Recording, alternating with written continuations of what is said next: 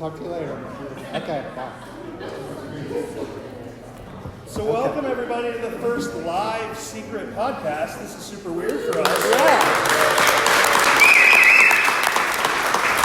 Thank you all for coming out. I have no idea how many people are here. It's much more than San Francisco, which means East Coast is the best coast.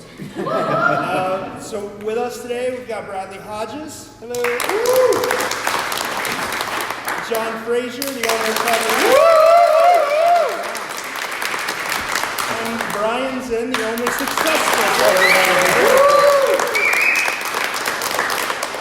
We're going to start with a little bit about, I know all of you have taken a tour of the park, gotten a little bit of its history.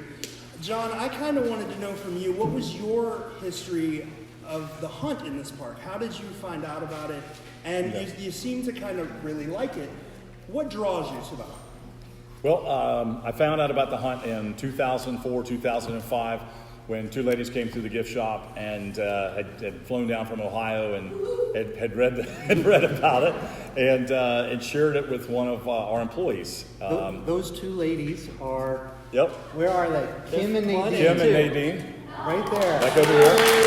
Yep, we just flew down from Ohio. So they got me all excited about it, and we walked around. We talked a lot about man-made structures, and and again, the whole idea about penetrating the ground, since it had only been done by archaeologists, kind of got to me. So after the initial, well, gosh, we didn't find anything. I got a copy of the book here, and one of the originals, and it just became obsessed with it. Everything from mirrors to magnifying glasses. At lunch, an hour a day, I'd go with it, and for years and years, did not attempt to find anything by putting anything in the ground, but rather chose to try to figure out where it was by using the illustrations and the verses. And it's maddening. And sometimes I had to put it down, just let it go for a while. I have 3 kids, I have a wife, I have other avocations, I have a job here, and other responsibilities. So it will drive you crazy, and you have to kind of take a step back and clear your head and then go back, which leads you to this and eBay. Gosh, eBay is it's a treasure trove of information. That's where I am right now. It's still looking, but those ladies got me into it, and I curse them I'm just kidding. It's a lot of good. I appreciate it. It's led to a lot of great friendships. So the Fountain of Youth is one of the only parks that's open-ish to hunters. You're fairly welcoming to people to bring in their solutions, to even let them dig in your park. What's the park's philosophy behind that? Why? Ooh, well, let me tell you. The park is owned by me, my 2 sisters, and my brother. We rule things by decree and in board meetings. I was intrigued with it, and the folks that I was meeting that were doing things the right way, writing the letters, making the phone calls. Initially, it worked out really, really well. It was very manageable because from 2004, when Kim and Nadine came by, until 2010, I think I had 3 people in 6 years contact me about this. So, it was pretty easy, and most folks were pretty nice about the whole thing. And then around 2010 or 11, folks started coming. I would guess I can just say when the park was closed. I don't really know how they got in. Fence, water, whatever, but they were here illegally, and we would come in and find broken sprinkler pipes and all kinds of damage. And that's when things started to get a little bit more difficult. And then Josh Gates, when we did the first Expedition Unknown, it really got crazy. And what we try to do is, we're at the point now where we ask folks to submit in writing. If you submit in writing, they go on a stack, essentially. We have probably about 10 right now that are unread. We have 5 or 6 in the state of, yes, we're going to allow it.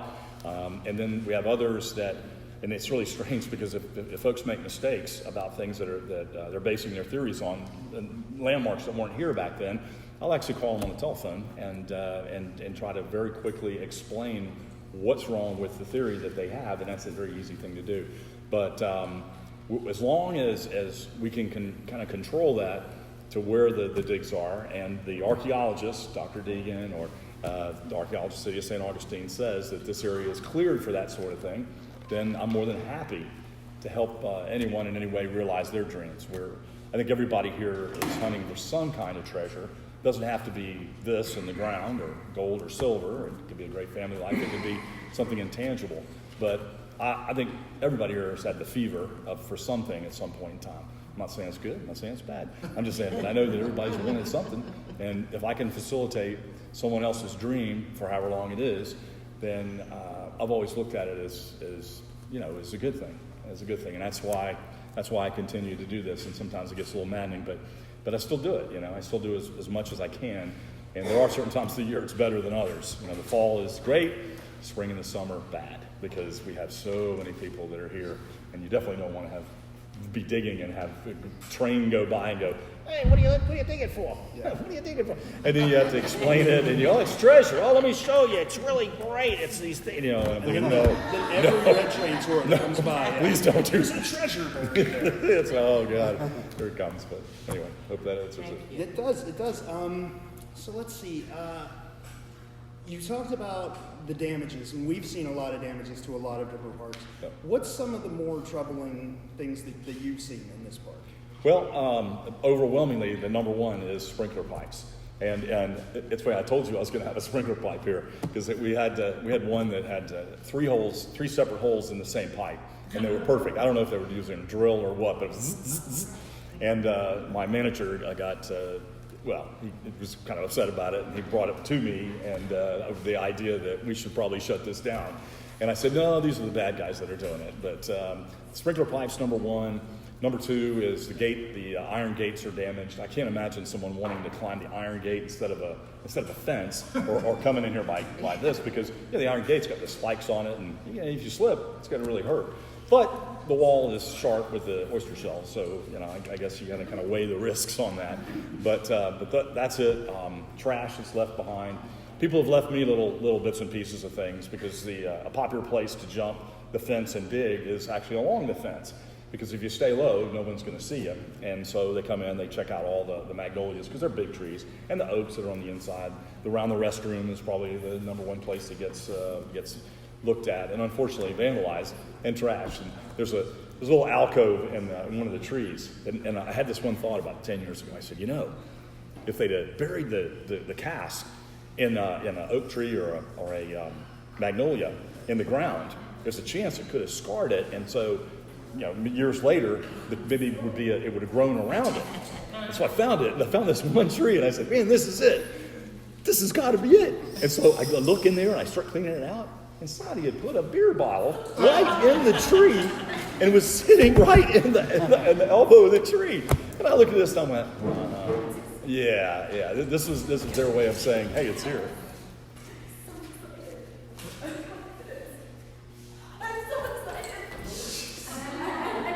Something that we were going to bring to the podcast recording today. We got a gift from someone, and it didn't show up on time. Is it what we think? Absolutely no one knows what it is.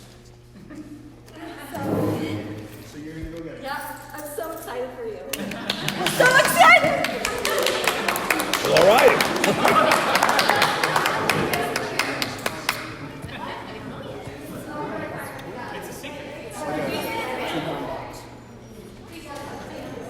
We're hoping.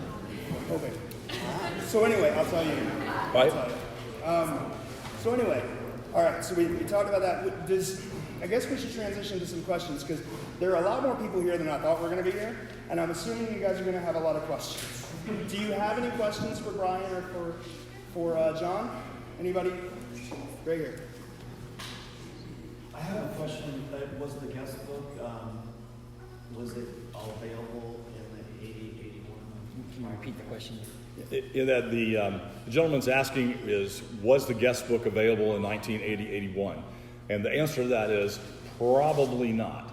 And the reason, as I mentioned before, insofar as the park structure was concerned, is that the park was being run by banks, accountants, and other non-business folks. And that probably would have been one of the things that would have gone by the wayside. Now, my father reinstituted it sometime in the mid-'80s, but I got to be honest with you, I don't think that it was here at all. I really, really don't. Virtually all anything that was archival virtually stopped in 1965 when the banks took over. and we just didn't. And it was the Southeast Bank, but so I'll let you know that they went bankrupt. So I guess they didn't run themselves very well either. So anyway, they were, but. No, I can't believe I lost my train of thought on that one. But so it wasn't here. It wasn't here until much later. But even if it was, there's just no way that Byron Price would have written his name on the guest. Because he used to go to cocktail parties, and when people would ask him if you've been here, if you've been there, he would be careful never to say where he's been. I thought maybe an alias, or a pen name might have been. John Jude Palancar. Yeah. That's a good question. I don't think Byron even had a pen name, did he?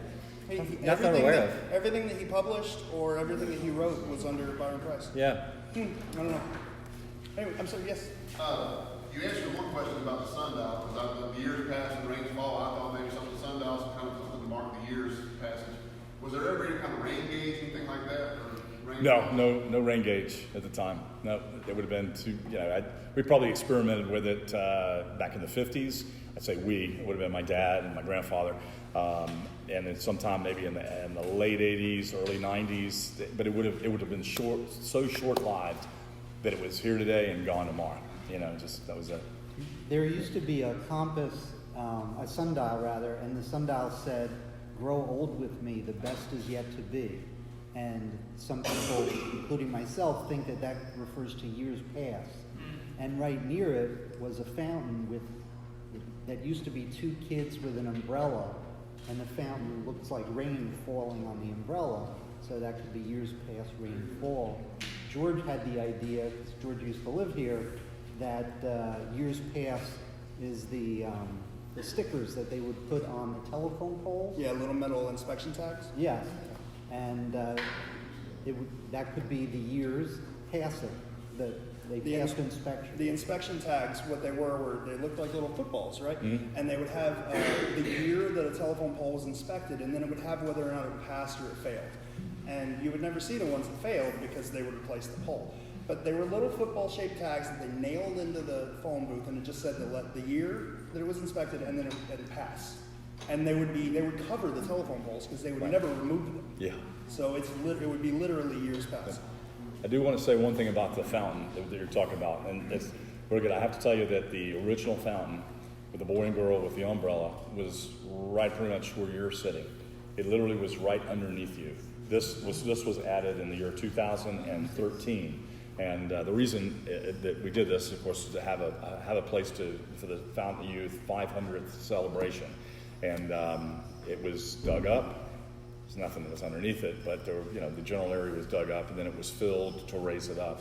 But it was here. It was here for a long time, and then at some point in time, again, I don't know if it's the 80s or the 70s, the fountain was taken from here down to the oldest wooden schoolhouse and was placed in front of the oldest wooden schoolhouse. It's still out there, isn't it?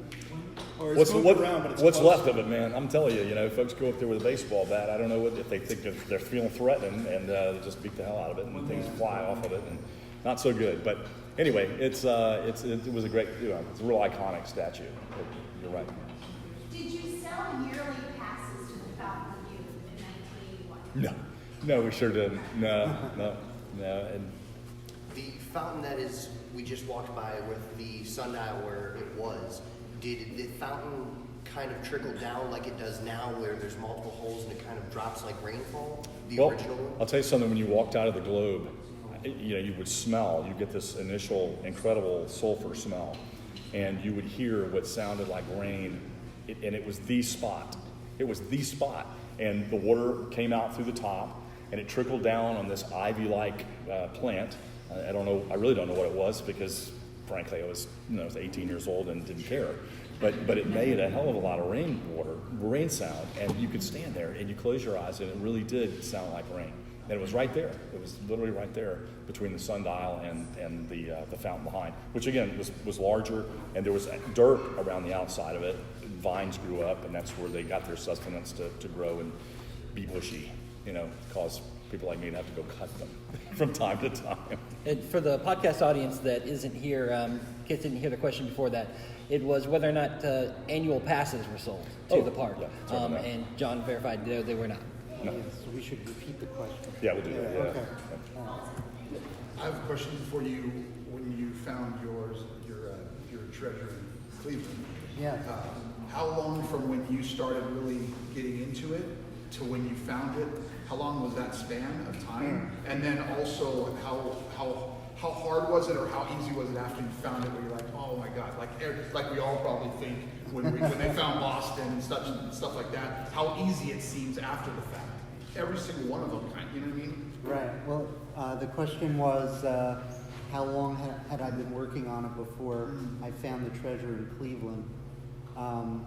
I bought the book in 1982 when it first came out in Philadelphia, and I didn't find the treasure until 2004. So and once we were there, my friend Andy came with me, and Andy hadn't been working on it at all, but I had shown him all the clues and everything, and I convinced him to come with me. And we went to Cleveland, and everything fell into place when we got there. Oh, this is it. These are the 7 steps up you can hop.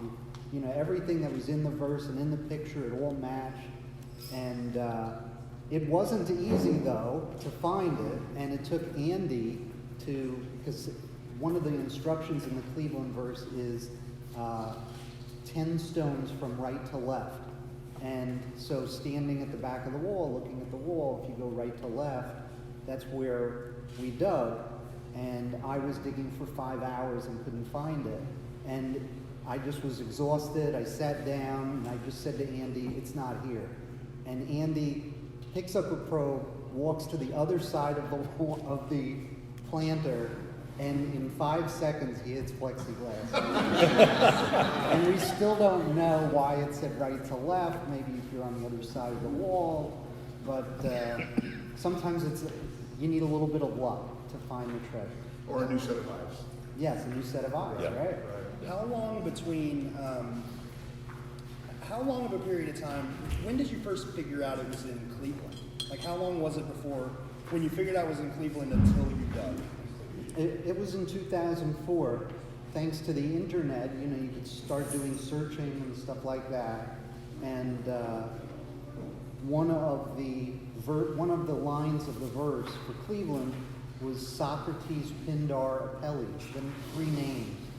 And I had Googled those names. I had Googled them for many, many months and found nothing. And then one day, someone else on the bulletin board site that we were on actually found something. A new website had gone up by the Cleveland Memory Organization, where they just decided to type in on their website all the names that were on the Cleveland wall. And so that's how Socrates, Pindar, Elias came up, and you just click on that, and you click on a picture, and there is the image right there. The image that I had looked at for 22 years, that I had burned in my mind, was suddenly there on my computer. And that's when I ran to Andy and said, "You're coming with me." Can you talk about the process from that point when you reached out to the parks and you told them what you found and getting the permission and going up there? Can you talk about that? Oh, yeah, sure. Well, we had to get permission to dig because, I'm not one of those people that jump fences or anything like that without permission. So I contacted, it took a while to figure out who was in charge of the garden, and it was, I believe, the Hellenic Preservation Society. And so we contacted them. I had to send them the pictures. I had to convince them about this whole thing. And they loved the idea. And they said, sure, come on down. And so Andy and I went to Cleveland, and they brought shovels with them, and they helped us. And it was just great. And in the video we posted yesterday, they looked like they were actually excited about it. Yeah, yeah. So it was great. And after we found the treasure, I made a donation to the Hellenic Preservation Society for all their help.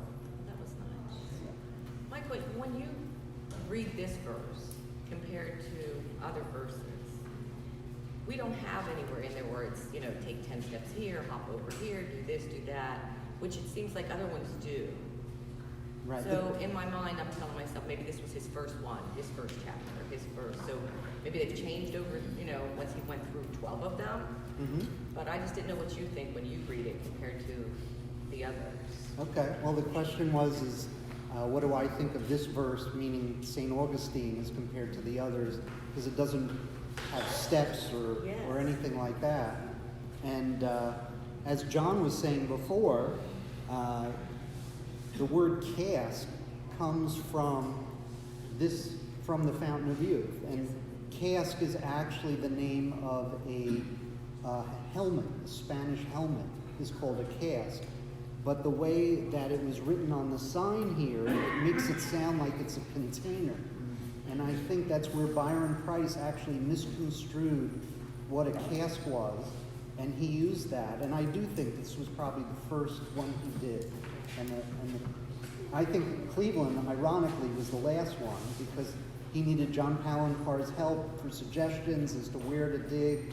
So I think they were just trying to figure out, because how they, this whole thing is about immigration, and different areas of Europe and the world would come to the different towns.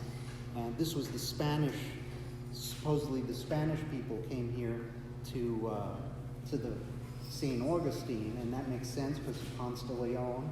And so the Secret has this Spanish theme with that picture. And the Greek theme is the one that goes to Cleveland, and that was probably the toughest one because Greeks really didn't settle in Cleveland, so they had to figure out, it was like the last thing, and they had to try and figure out what could we use that's Greek in Cleveland. And so that's why they picked the Greek Cultural Gardens, in my opinion.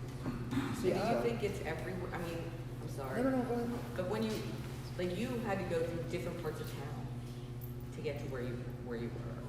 What do you mean, different Like when parts I'm of town? reading, well, like here we could start at Anastasia at the quarry, and then it could lead us to here, and then it could lead us to the 0 mile marker at the visitor center. You know, The entirety of the Cleveland verse happened within 100 feet of the end. Really? It started about 100 feet from the end, right? Yes. Yeah, well, some people think everybody interprets it differently, you know? Yes. A lot of people think beneath two countries refers to a tunnel that is farther away, like a mile away. But it's on the same road. Right, right. And so some people have prescribed to the theory that he takes you on a tour of the town. Exactly. And then comes to the dig site. Other people, you know, who knows, but I could tell you out of the 3 treasures that were found, none of us went on a tour. We just basically came to the thing because we saw everything fell into place. Okay. So it could be that he's taking you on a tour, but you don't need that, in my opinion. Yeah, I fall into the category, and I haven't found one, obviously, so this is just my thoughts. I fall into the category that Cleveland, Boston, that they're spot puzzles. They're not travel puzzles. So everything is within that one spot. The painting, the image, gets you to the city. You have, you know, the water tower in Chicago. You have the terminal tower in Cleveland. So those are just confirmers to let us know, okay, this is the town that it's in. But when you go into the verse tells you seek the columns for your search. Okay, well, that's our image matcher, right? We have the columns matching in the image, and then it tells you just specific instructions. Once you find that spot, this is what you need to do. And it was really fun to watch that video. See you guys walk through that. We do have an online question for John, and I'm not familiar with this, but Arian, sorry if I said your name incorrectly, Arian Williams asks, what is the significance of the alligator skulls on the tree bases? What do they mean? How long have they been there? And is there a history with their distinct placements within the park as a whole? Well, that's a good question. They are a very recent occurrence. We started about 7 years ago with one Native American who was a Cree Indian, and he came in. He did a great job. He passed away. He had one chickee hut. That was it. We got so many letters, and he had so many condolences that we decided to do it again. And so we invited members of the Cherokee nations to come in. And they expanded, and as they expanded, we expanded. And we now have another gentleman who works very closely with a number of Native American tribes, including the Seminoles, probably the closest one to us, and elements of the Cherokees. And they do pretty much what they want over there. And it's been within, we don't try to micromanage what it is that they do. They have their own presentations. We just ask that they stay as close to what we do know about the Timucua. And that's kind of what they do. So when you ask a question about the skulls, I can tell you that they were not there 7 years ago. They were definitely not there in 1981. Insofar as their significance is concerned, I honestly have absolutely no idea. I know they ate alligators, so you got a lot of alligator bones after you get through eating, and that could be a part of it. It could be part of of a religious ritual. I really don't know. I don't know, and I do not know why they're there, except that it's part of what they would have the game that they would have caught and eaten. Thank you. Does that answer? Yeah, I hope so. That's their question. Okay. Question for Brian. When you showed us the cast and the broken key going down the range, in the key, did you ever check the pieces of the rest of the cast to see if there was metal in it? The question was, is there metal in any part of the cask? Because my key had what looks like an Allen wrench in it. And no, there's no metal in any part of the cask except there's a mermaid, I believe, on top of the cask, and she has like two little metal antennas sticking out.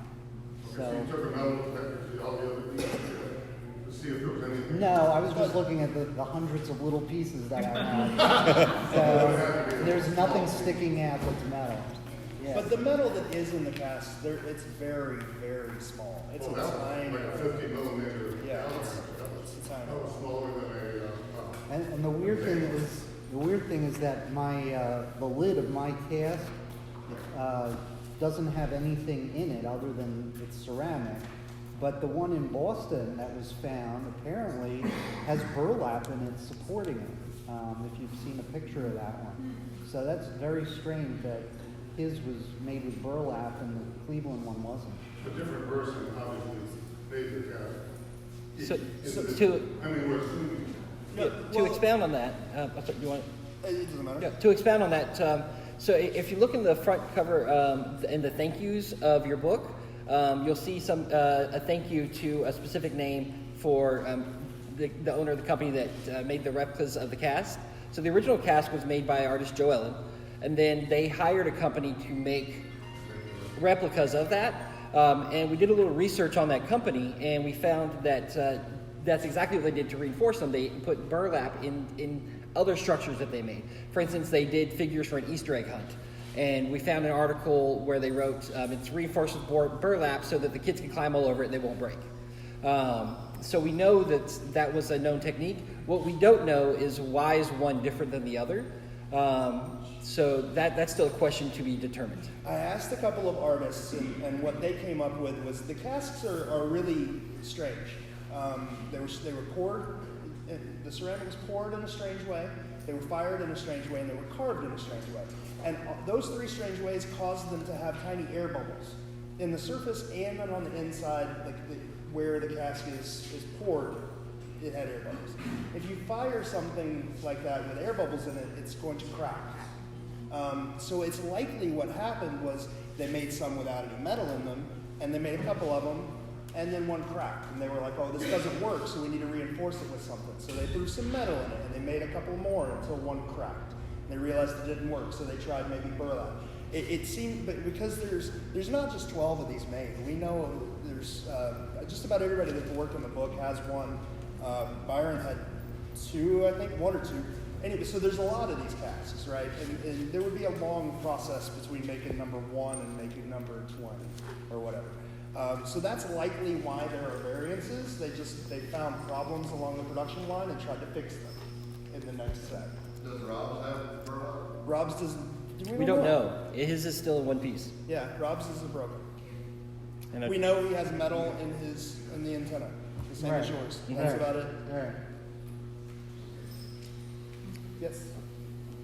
Yes. Okay, John, this question's for you. The canoe out there. Mm-hmm. You mentioned that. How long The canoe? The canoe.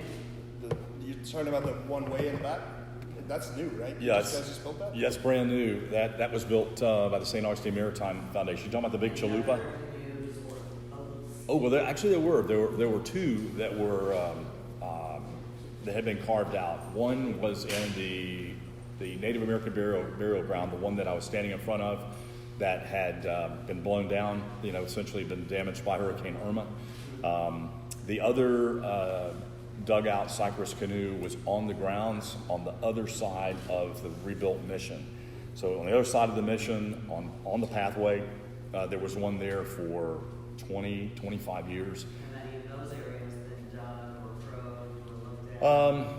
No, and the reason those two areas haven't been dug is the one was in the burial ground, and that's just something that's just completely off limits because it hasn't been dug. Except by archaeologists, and then the other one would have been pretty much right where the original mission church, the first mission church, is. That has not been archaeologically excavated. It's just really hard for me to imagine. I think that the canoe could be part of it. I have a friend of mine that believes that a boat of some kind is part of the Saul. Yeah, that's yeah. It's funny you say that because that's yeah. I didn't know if anybody went there. Yeah. Base of a tall tree. That's it. But as for whether or not, yeah. Well, he looked at it. And that was the first thing that popped into his mind, and that's where the canoes were there on the in a really very very sensitive archaeological area, and I haven't looked. Oh yeah, without question, because the burial grounds were open at the time, and you could literally walk in and you could see 100 fully. Uncovered Native American burials right there, and then on the back wall you just see the black and white photographs of how the digs would have looked in 1934 when it was begun. So, yeah, I know no one's actually done it over there. Yeah. Mr. Zinn, for you. Brian. Sorry. Your cast had one of the 12 creatures painted on it. Have Yes. you personally been able to make any connection to a fairy in the book to your painted character? Okay, the question was if there's a connection with the character that's painted on the cast. My character is a centaur. So that's the Cleveland picture, is the centaur standing on the arch.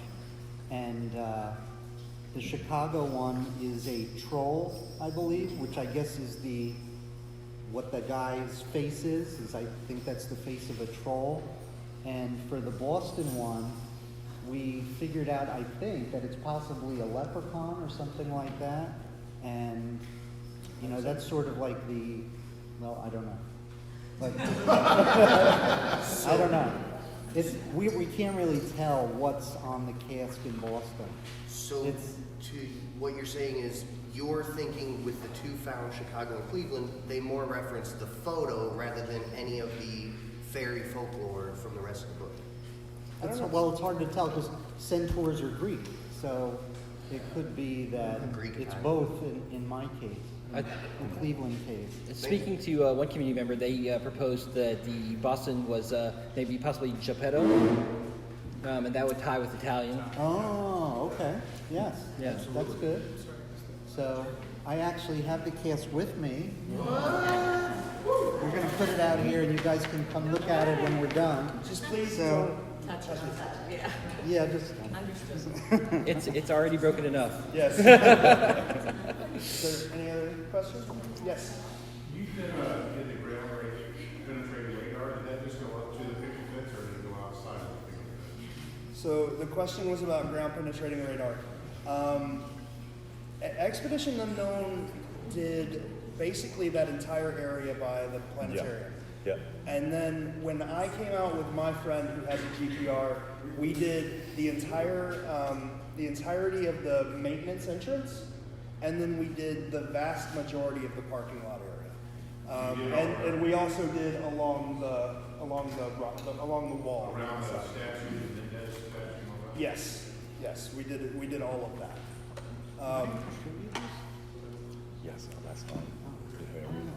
It was really cool. I know we have some other questions. This is for Brian. Oh, Oh, well, I already put it in a setting. I put it in a setting back in 2004. You could see it when you come up to look at it, but it's like a fairy, a flying fairy holding the gemstone.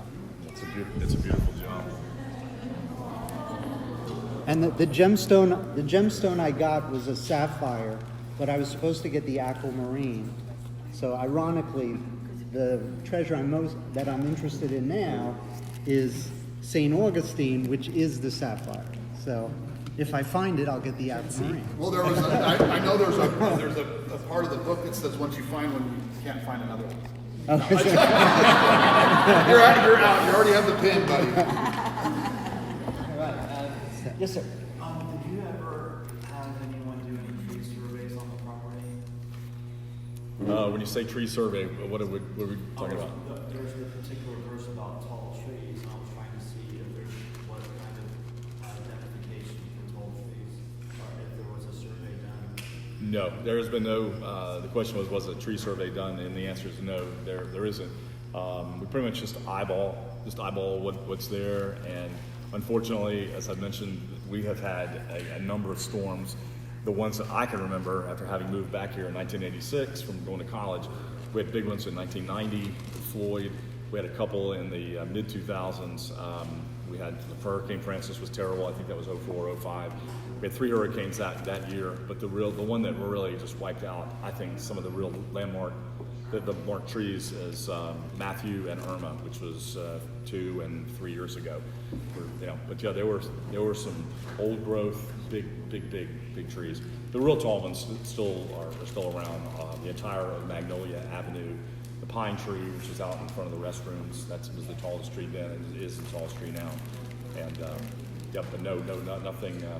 No actual survey was ever done. But maintenance guys, when trees come up here, you guys look for the cask, right? You check the roots. Once we found out about it, once we go, there's a treasure there, we do look at it. We lost probably one of the 2 or 3 tallest oak trees from Hurricane Matthew. It was right there in the corner where you go in the maintenance entrances between the planetarium and the globe. And boy, I'll tell you something, it kicked up a big root system.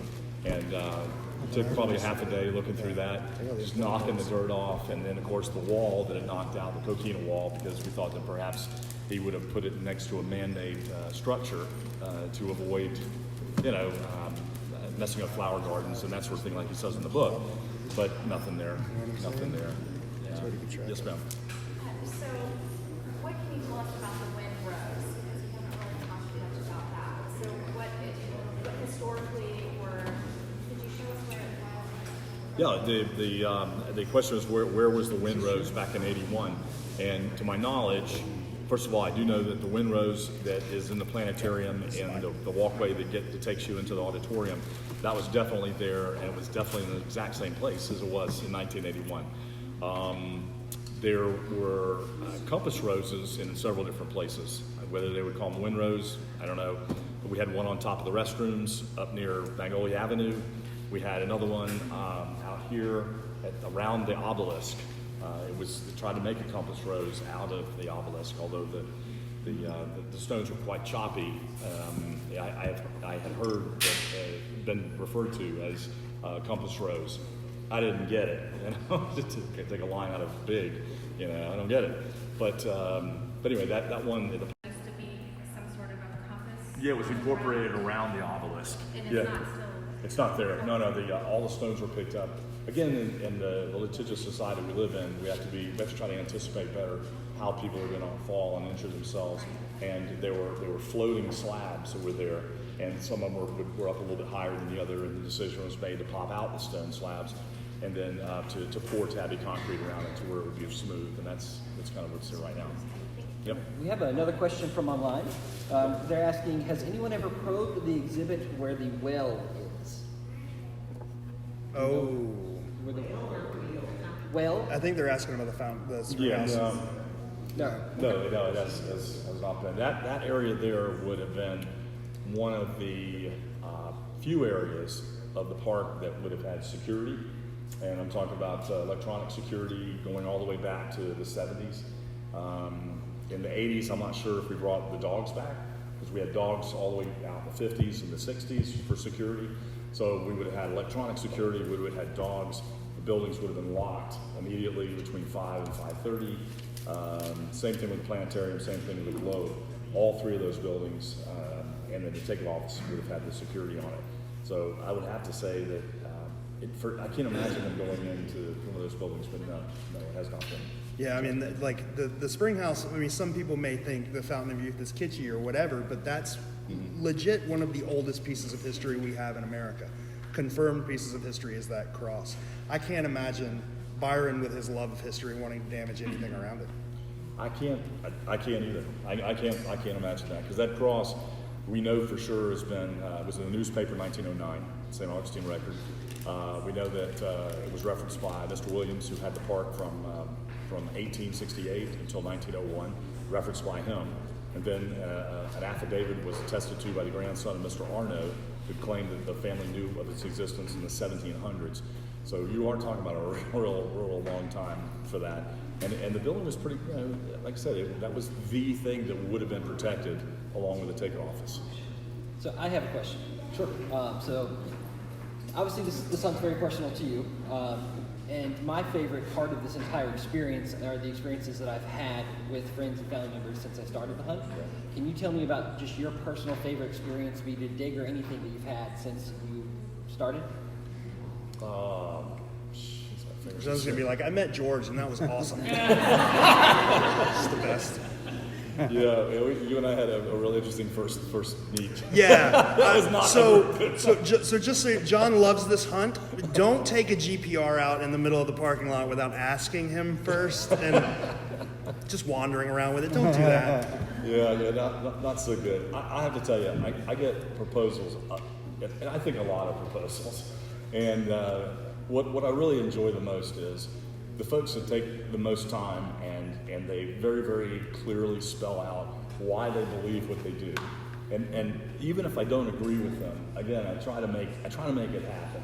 And the coolest one, there was a fellow down in Central Florida that wrote me this long drawn out plan. He sent it overnight. It was, when I opened up the overnight envelope, and inside of it, there were the letter had sealing wax, and he'd used a seal ring to town off. And that's what I said. I said, awesome, this is incredible. So I opened it up, I looked at it, I read his proposal, I called him on the phone right then and there, and I said, dude, you have to get a shot for this one. I go, really, where do you want to go? And he told me where it was, and I said, okay, that's fine. I said, that's a little close to where my comfort zone. So I asked the archaeologist to come out and check out the area, and she goes, no, this is all fill. A lot of fill, as you can imagine, being so close to the water. And we did. We dug it up. He was there, a couple of friends. He was in his 20s, and he had the time of his life, and I haven't heard from him since. But it was great. I mean, you know what I mean? That was kind of fun. But I will just tell you that on a personal note, as opposed to something that involves someone else. The one thing this puzzle does is it kind of sucks you in, like any kind of puzzle, because you don't really know where everything comes from. You have the group of people that believe that it's really simple. It's right there in front of you, and if you just look at it long enough, and you do this long enough, and you take the mirrors out and all that, it's going to come to you. And I don't disagree with that at all, and maybe it does happen.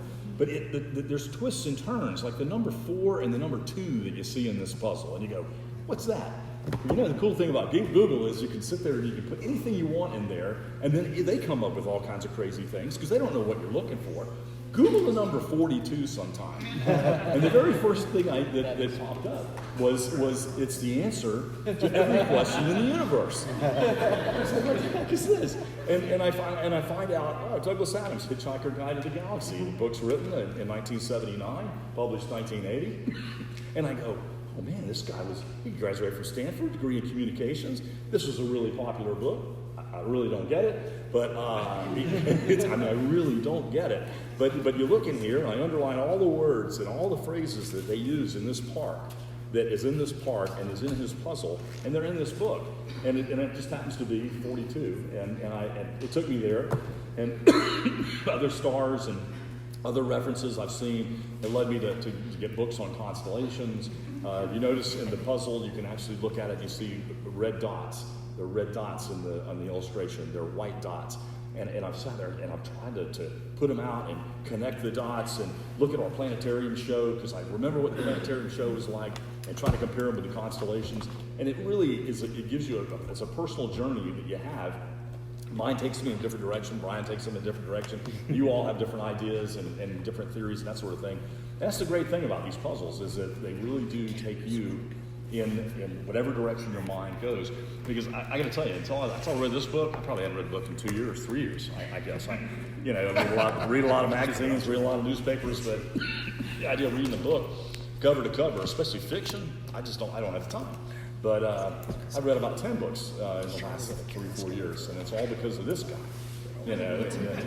So thank you, Byron, and but it's a lot. But you meet a lot of people, and it's really it's really gratifying to hear, especially again the ones that play by the rules, and the ones that have the really serious theories, and families that come in. Some groups, even here today, there've been families that have come in that have dug. I always worry about the kids and all that, but good parents, and it's kind of neat to see them all doing something together. I think he would have liked that.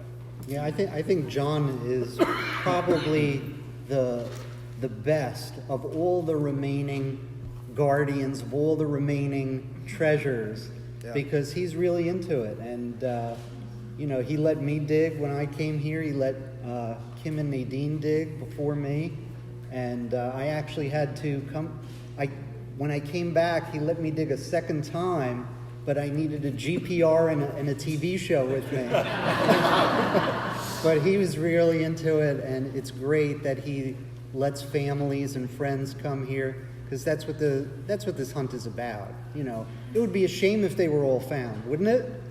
Because then you'd move on, right? So I hope that they're not all found. I mean, I hope that everybody in this room finds one, but at the same time, I hope that they're not all found. Brian's like, I hope I'm the first one to find 2. So I saw you earlier, Brian, with a half a phone book stacked in a manila folder. Is that just your notes for the St. Augustine cast, or is that multiple? The question is the folder I've been carrying around, what was in that? Yeah, it's about 1 or 2 inches thick of just my St. Augustine research. So It's more than what I have. So how did the property come into the family originally?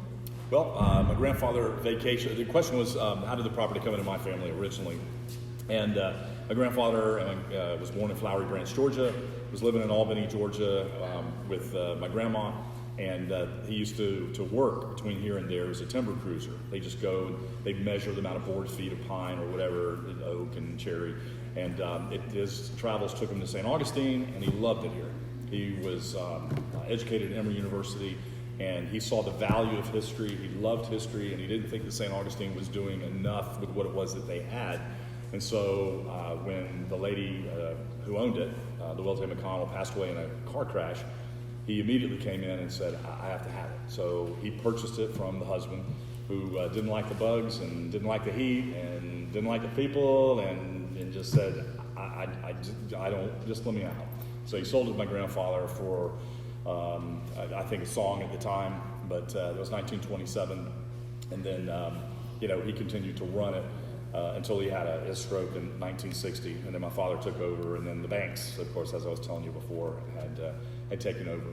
But the real testimony to my grandfather, and I know this is not what you're asking, but I just want to tell you that in 1930 there was something called the Depression, and the idea that my grandfather kept this place through 10 years of just very, very hard economic conditions, and was able to save it and to able to thrive after the war, the 1940s, keep it through the 50s, and all the shenanigans with the banks. It's just really, it's cool. yeah, And, that was great. I appreciate you asking.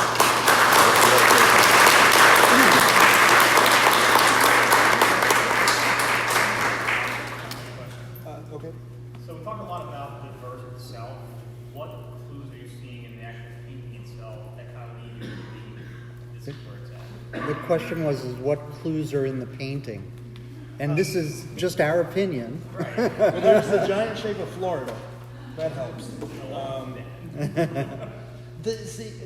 To me, I answer this question all the time, you guys. But Okay, here, well, I'll move it so you can see. well, thanks to someone named Fox on the Q4T website, we figured out that latitudes and longitudes are in the painting. So you see, this isn't going to be on camera, but in my opinion, this right here and this is the number 30 upside down. See? And there's also an 8 and a 2. See the 8 and the 2? And 3082 is the latitude and longitude of St. Augustine. There are other things too. The flag possibly looks like the pathway that's out by the monument.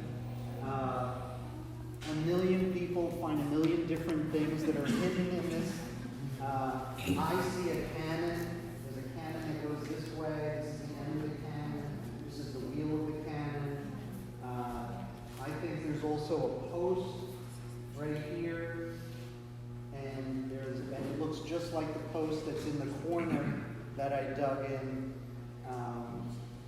Let's see, we've got this down here is possibly an overhead view of the island. I don't know what it's called. Anastasia Island. Okay, if you look at a map, you'll see that this matches that. There's just so many things. This is a Spanish helmet, and that's the cask, right? And this is Ponce de Leon, possibly. His vest, if you look very closely, it looks just like the colors that's in the actual Fountain of Youth spring has. It's also the colors of the Puerto Rican flag, the green and the gold. Oh, okay.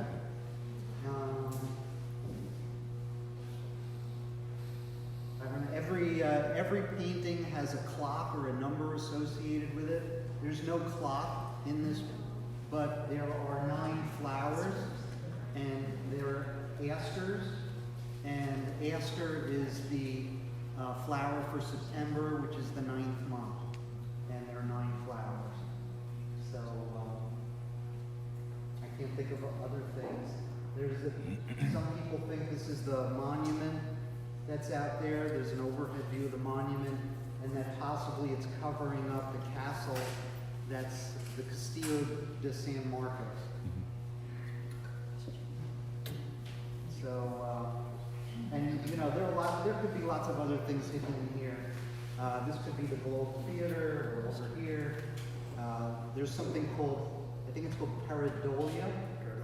Pareidolia, which is the tendency for humans to just see anything and just see patterns and things. And that's from our hunter-gatherer days. So that allows us to survive, but we still have that today. Well, John, Yeah. you've been here since you were a child. What do you see in the painting? Do you see anything that we don't, that you haven't heard anyone talk about? What jumps out to you?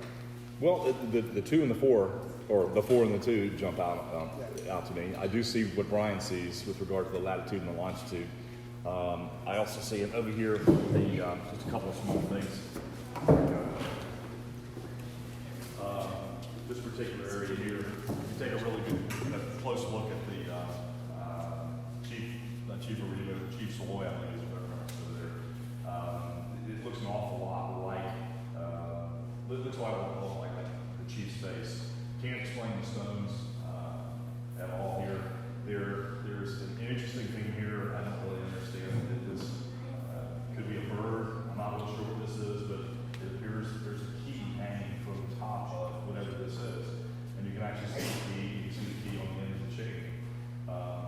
This here reminds me an awful lot of the burials, the burial grounds, and about how the concrete came around the burial. There's no bones on the inside, so it's hard to say. But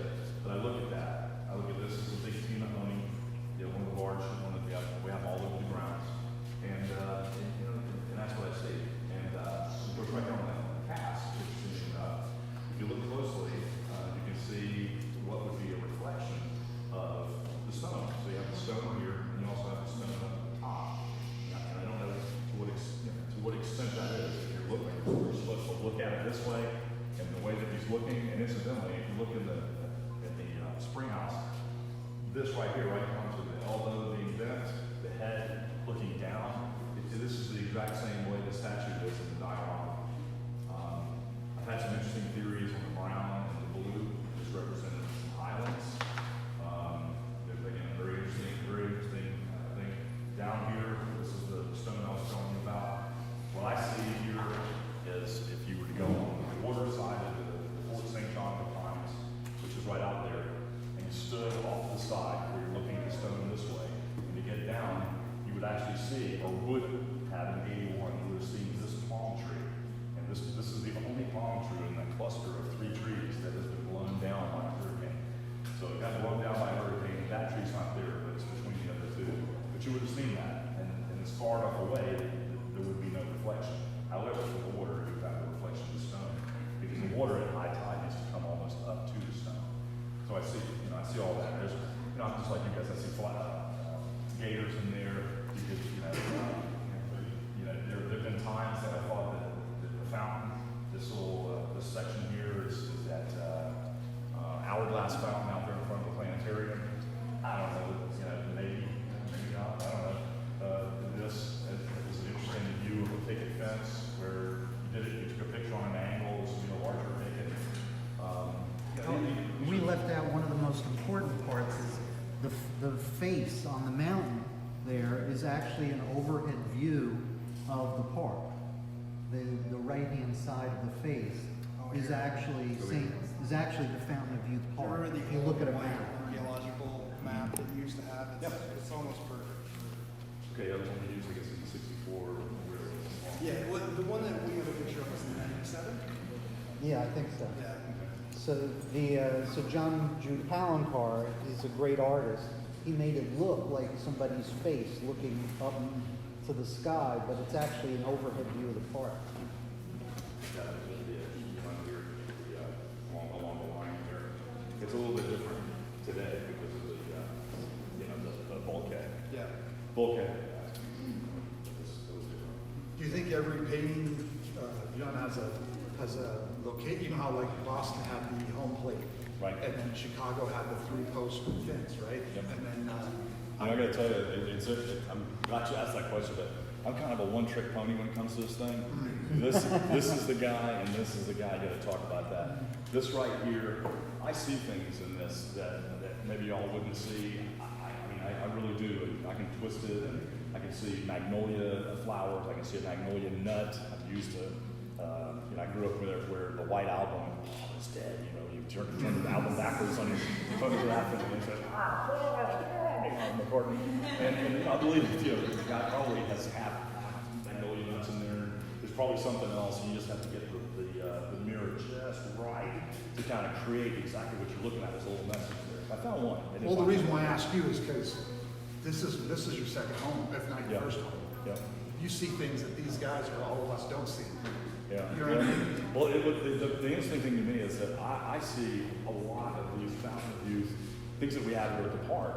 And when folks come in and they say absolutely positively, it's definitely not here at the park, I look at it and I go, I don't know really if that's a stone, that's where it represents, this illustration represents where it's buried. But to me, it has to be here at this park. Right. To me, it has to be. But, is it buried in a flower bed? They say they don't put it in a flower bed. But yours was found in a flower bed, right? I mean, Kind of. You're about to start an argument. The other thing is that it's hard to believe that Byron Price would bury something on private property, but sort of like me and probably a lot of you didn't know that this was privately owned. The Fountain of Youth is privately owned. You'd think it's a public park, and maybe he thought it was a public park. Well, Boston kind of messed that up for me too. I didn't think he buried a ball field. Like, why would you disrespect a ball field? Same as why would you disrespect private property? Yeah. So there's a lot of things that we've assumed Byron wouldn't do that Boston shows us he'd do it.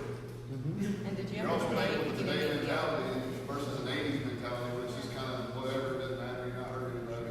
yeah. Well, and again, I don't know how much of all that of the tour that you heard, but I promise you this: if you had met my father, if anybody in this room had ever met my dad, you would have either really liked him or you would have really not liked him, and it would have been reciprocal. And so if this guy either loved this, they got along just swimmingly well, and he answered all the questions and saw the passion that my dad had for history and preservation and all that, and he said, this is where I'm going to put it. And I'm going to put it someplace where it's really hard to find because I wanted to stay here a long time. Or he really didn't like the guy, and he said, I'm going to confuse everybody. I put all these things here, and I'm going to bury it somewhere else. So to me, it's one or the other. It's either without question there, or there has to be some kind of exit strategy that says, hey, yeah, okay, St. Augustine, yeah, we got a lot of the same things here that are part of the Fountain View Park, but it's really somewhere else, like maybe at the base of the cross, the tall tree. You would still ask me. So I'm very, very new to this, but I just want to point out that when I look at this and I have a very data-centric mind, I see that stuff at the top as being very, obviously a whole lot of clues, but my focal point comes down to those flowers at the bottom. And I haven't heard you guys talk too much other than say it represents being September, but I see that as being part of probably the solution for some reason. And I don't know why, but that's where my mind is focusing. Okay. Because all the other stuff is like the pieces of the puzzle, but the story's being told down below. I agree with him. Okay. Because I see the big picture of Florida, and then I see it narrowing further. First line in the first chapter written in order, the water that would come across the ocean, we would see this, okay, this is part of the flag, or maybe it's our line, but I don't know, the palm trees. And then I just think it just goes there. That has to mean something. The placement of that there instead of there has to mean something. And I don't know what that means, because and this guy has an advantage. He's actually found one, and all of these folks have studied multiple puzzles. That's why I say I'm not your guy. Because I don't want to get involved in the Charleston puzzle or the Roanoke puzzle or any other puzzle for that matter. So this is a lot of fun because it's here in my backyard, but there's just so many other things I've got done. I do. The question was pointing at the flowers. Some people have actually seen the word St. Augustine written in the stems of the flowers, and I've actually seen it myself. It's not too much of a stretch, but it's hard. It's difficult to see. Yeah, it's difficult to see. Yeah, it's something to say. It's your show. Any of You didn't ask me. So you guys are all very obviously committed to the idea of the treasure being in the fountain. I'm obviously not going to say it's not, but how much support would you maybe give to someone who had an alternative theory that it was somewhere else? Support. That's That's my question. Yeah. Okay, so Say what the question. the question is, most of us up here think that this is in the Fountain of Youth. Not all of us think it's in the Fountain of Youth. I'm 50-50, right? So how much support would I give to somebody that had an alternate theory? A lot. Everybody so far has pointed at this painting, these are clues for whatever. I'm like, just take it, and once you know this is in Florida, you can throw this away. Like that gets you latitude and longitude coordinates, and it gets you a state, and you don't need this anymore. The verse fits really well in the Fountain of Youth, but a lot of the things that fit here fit in a lot of other places in St. Augustine. Like shell limestone, we got that everywhere. Yeah, true. Bending branches, they're everywhere. So if you can give me a solution that logically puts you somewhere other than here, I'm right there with you. So far, most of the evidence seems to point to here, but I would wholeheartedly welcome anybody to come up with alternate ideas. Hey Brian, since you're involved with the Boston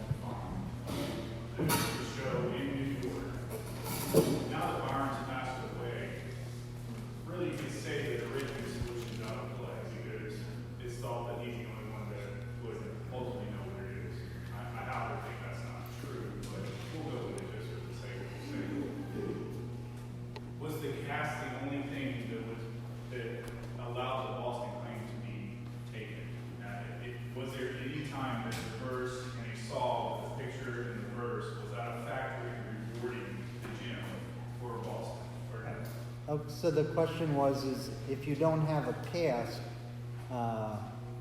would you still be awarded a gem if you had something which looked like a solution? No, I'm saying. Oh, you're talking specifically. Oh, specifically Boston. Was a factor in the reward, or was it not? No. No, that was not, the fact that he had a possible solution had nothing to do with the reward. They had to find the cast. You don't necessarily, I don't think you'd necessarily have to find the key, but it was sort of further confirmation that it was a cast.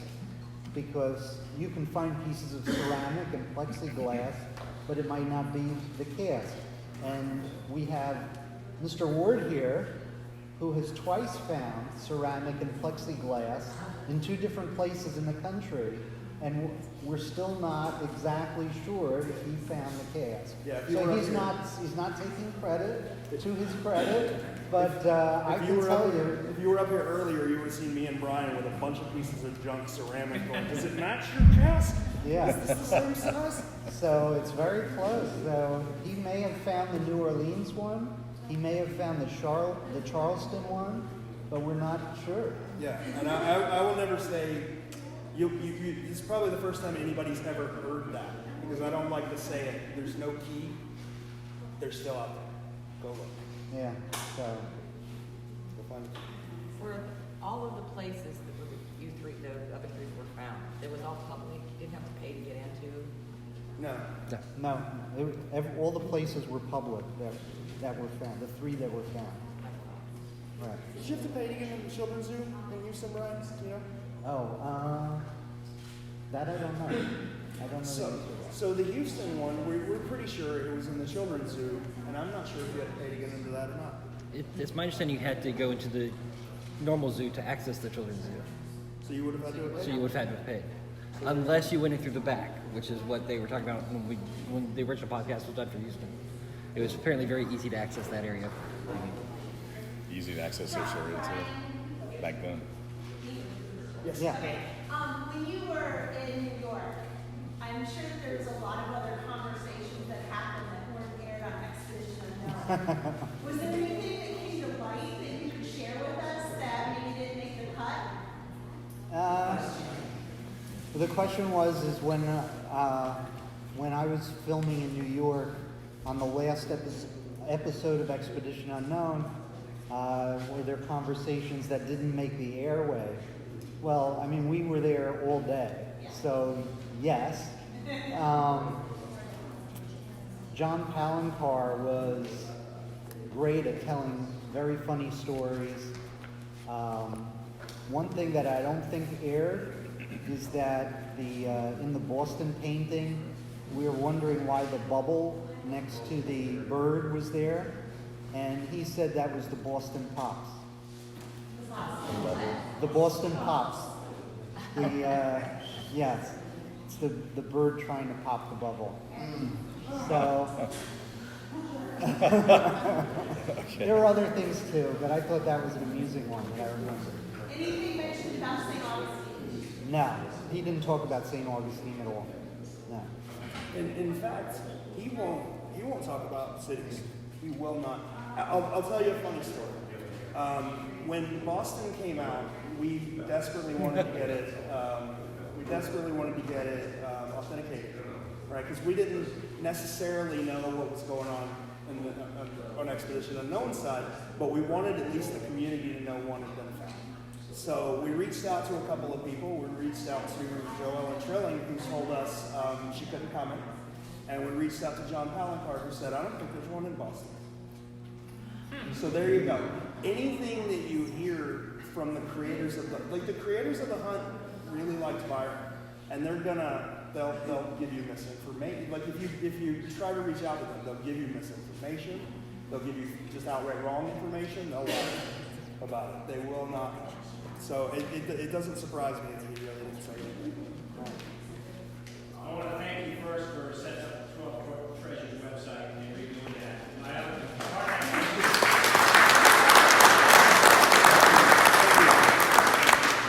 know you had stated somewhere, I heard it on a podcast, I heard it on Facebook, or read on Facebook, that you were going to basically crowdsource dig spots or previous search spots to eliminate duplicate requests, and especially for Mr. Fraser. That might help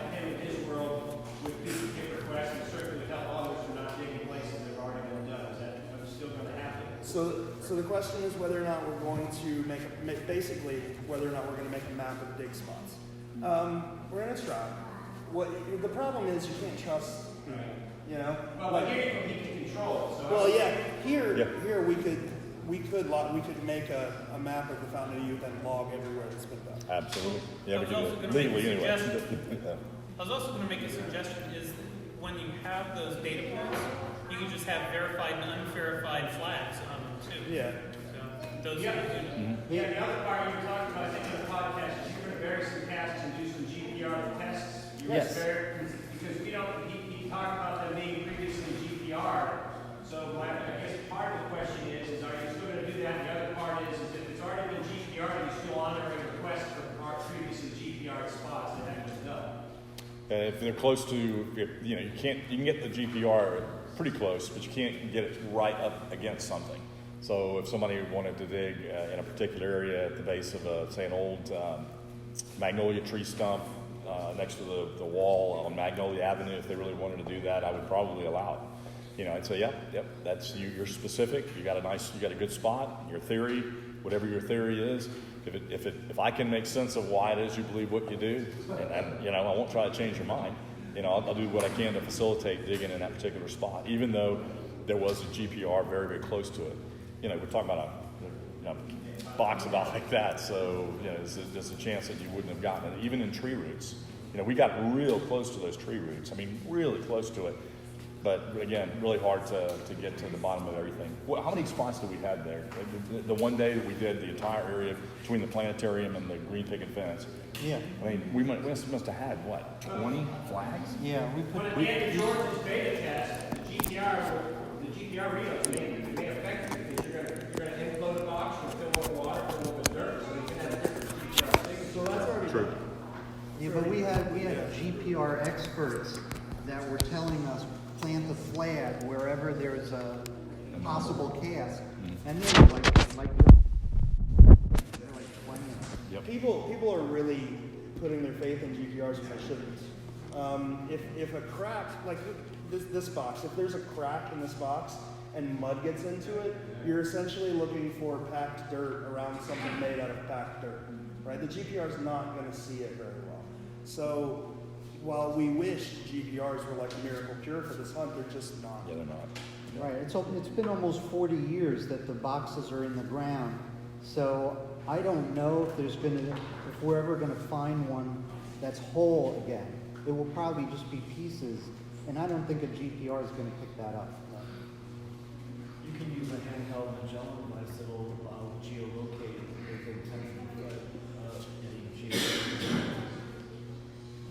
I did Okay. the University of Florida, so I know about that technology. Okay. Cool. Someone suggested a handheld Magellan. Or in another type device that would do the same thing. Okay. Georeference all the points.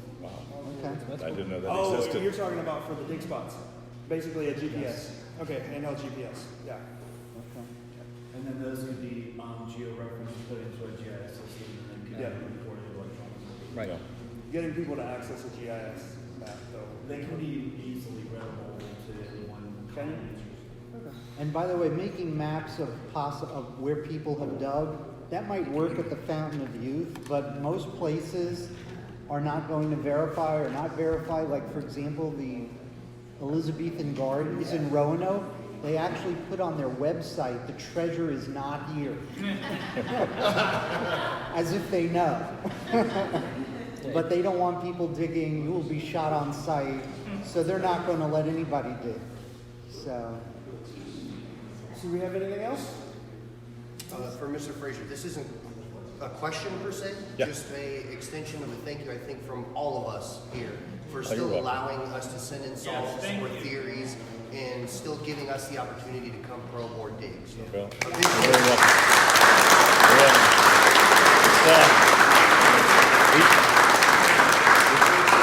Be patient with us, though. Please be patient with us because ever since every time it's on Expedition Unknown, they look at it and they go, oh, St. Augustine. They start looking. So we are getting a lot more, and I'll do what I can to facilitate what I can and answer questions. That's one of the reasons why I'm doing this is just trying to just get enough questions out there where folks know that there was no owl here in 1981. There was no dock, no this, no that. Things have changed. Some of the landmarks. We appreciate every second you give. Well, thank you very much. I appreciate it. We're happy to do it. Do you think we'll find them all? You think they've been destroyed through building and excavating? I think 80 years from now, somebody will be looking for the last couple of them. Yeah, and the ground changes so much too. I mean, whether it's sprinkler lines that are dug, foundations of new buildings, that building, this building. I mean, there's so much trees that pop out and go in. I mean, someone that doesn't know what I know or what all you know about it could throw it away and not know that it was important. So. But with advanced technology, how it advances, eventually, I think that we'll have the technology where we can do X-rays of the ground, and I think that's when we'll find more. Well, they can drain the ocean. They just haven't been able to empty soil. Right. So, gotcha. I guess. Okay, so if someone wants to come in and probe or dig, what's the proper protocol for doing that? Well, the thing I would recommend doing is put it in writing. Put it in writing, send a letter to the Fountain of Youth. As of now, I'm reviewing all the requests, but admittedly, I'm at a point now where I have a tremendous number of them, and I'm taking care of them, a couple of them a week, and calling people back and taking care of that. But emails, while they might be great for a lot of folks, emails are not good for us, not good for me, because you were right in there with about 300 to 350 other folks. And admittedly, 300 of them are advertisements, as everyone knows. But I have a tremendous amount of them. I don't, if I go a couple of days, you try to adjust your spam filter, and then sometimes they go into spam. So the letter works out really well. I mean, it really does. And if you want to send it, not overnight, because that's a lot of money, but if you send it, priority, believe me, it kind of, you don't have to do that. But everybody's got something. I mean, I could tell you, I don't want to tell you a few of the other things, but to get attention, folks have done a number of interesting things, and they've gotten my attention. At the very least, you get a phone call back real quickly. You get some questions answered, or and the like, and so we do what we can. So that's funny. We have a question. So Last question. I was going to ask that. Thank you. Very good. So we had an audience member make the comment that they know they were joking, but they said, just come in at 3 a.m. So what's going to happen to that person that shows up at 3 a.m. to dig without permission? Well, here's the deal. If you show up at 3 a.m. and one of the cameras happens to catch you, then the security, they contact the police show up, and the police arrest you if you're on the property. If you're here during the day, and you would be really surprised how many folks during the day, between the hours of 9 and 5, come in here with a probe down their legs, a shovel up their back, whatever it is, it's amazing to me. And they will just go to a spot and just start digging. If they're caught probing, they're nicely asked to go back to the car and please put the probe in the car. And then if you want to come back, you can come back. We allow them to do that. It's a mistake. Yeah, I know. They probably snuck a thing in. If we catch them, the best thing for us to do is just to catch them at the ticket office. If they come in and they actually start digging a hole, then we call the police immediately. Police get called. The police do come in. In rare circumstances, they don't call the police, especially if children are involved, and because we don't want to scare the heck out of the kids. But we really do try to make it good for the folks that do things the right way. But yeah, the cameras at night are an interesting thing. We have had the police here. I've actually been here, and I've had some of the funniest conversations with folks that have jumped the fence at 10 a.m., 3 a.m. Most of them are drunk. I mean, most of them have been drinking, and they come over and they go, well, "What do you want to do? I don't want to go home now. Hey, we got this treasure thing here. Let's go take a look at the Fountain of Youth. What do you think?"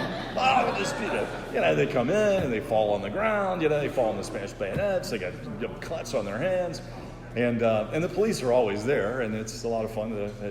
He has their fun because now everybody in the police department knows about the whole thing, and so they go, "Oh, Fraser, here you go. Got to go to the park again. Let's go." Yes, ma'am.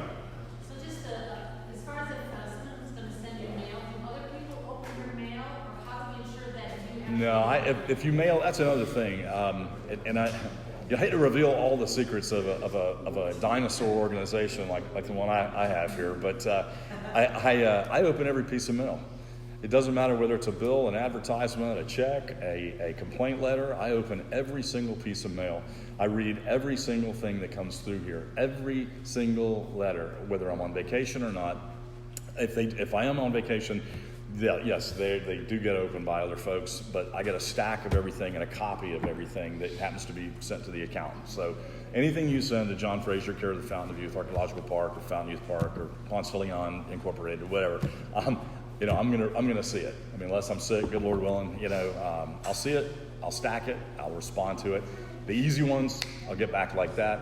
The difficult ones, it's gonna take a while, because I do have a stack in my office right now that are amazing, but I'm doing the best I can with that. And maybe one day you get a call from somebody else, but right now it's me, and it's only me, because no one else really knows the whole story as well as I do. So that's how to do it. But I read it all. You guys are doing this all over. You're falling off well. Yeah, that's the plan. Superman over here. Yeah, it's Superman. You got any closing comments? No, I just want to thank everybody for coming out and attending. I mean, you guys are amazing. Yeah, thanks for coming, man.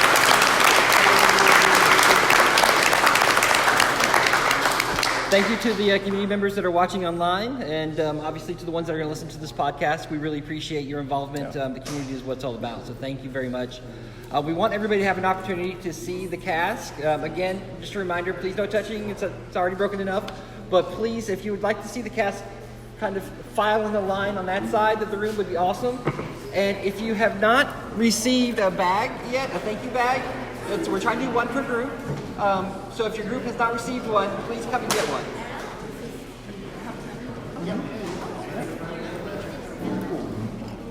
Okay. Thank you, John. Thank you, Brian.